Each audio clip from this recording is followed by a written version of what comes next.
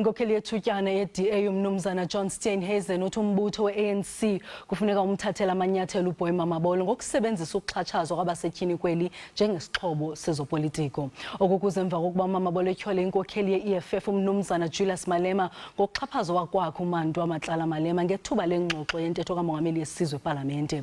Kodwa uMamabolo uye wacela uxolo kuMalema kunye nowakwakhe kwiqonga lonxibelelwano uFacebook. uSteenhuisen ukuthethe oku kwinkomfa noNondaba nalapho ebedandalazisa izigqibo zentlanganiso yebhunga le-DA eRhawutini namhlanje. Chief, get to the point, answer. Are you abusing your wife? I-DA ifuna athatyathelwe amanyathelo yiANC uMamabolo ngokusebenzisa intlungu yokuxhatshazwa kwabasetyhini kweli njengesixhobo sezopolitiko.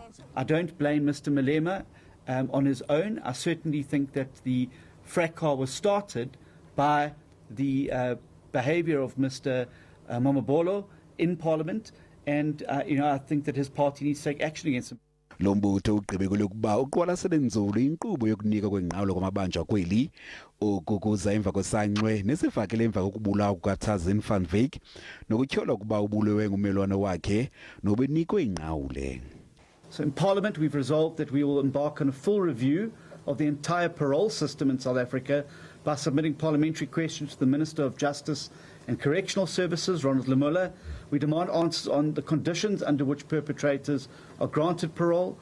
I-DA ixhasa ngokupheleleyo uRandall Williams ukuba angene ezihlangwini zikaStephen Mokgalapa njengosodolophu waseTshwane emva kokulahla kwezi sikhundla. According to us, Mr. Randall Williams is an excellent person. He is untainted by anything. No one's charged him. No one's laid a complaint against him. No one has ever raised this matter before. We believe he will serve the people of Tshwane well as a mayor.